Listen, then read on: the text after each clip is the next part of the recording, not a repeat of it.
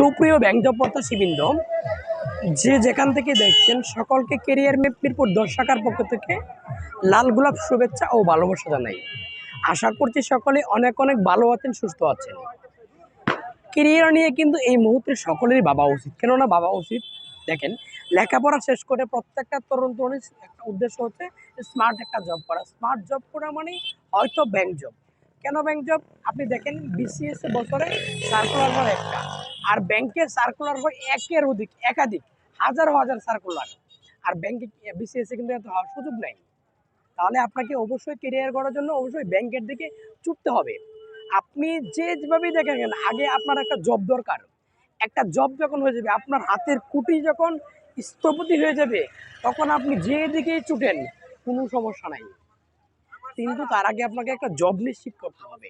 ভাই, কেরিয়ার আপনার, সিদ্ধান্ত আপনার, কিন্তু গড়ে দেওয়ার দায়িত্ব আমাদের। আমি দায়িত্ব নিয়ে বলছি আপনাদেরকে।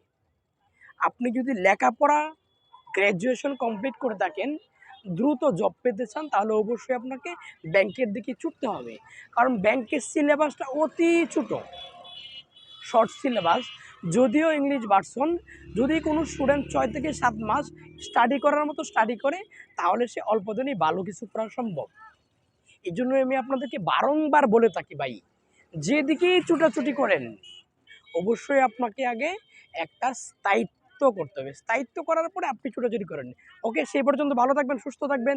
দেখা হচ্ছে ক্যারিয়ার ম্যাপ মিরপুর 10 শাখায়। আল্লাহ হাফেজ।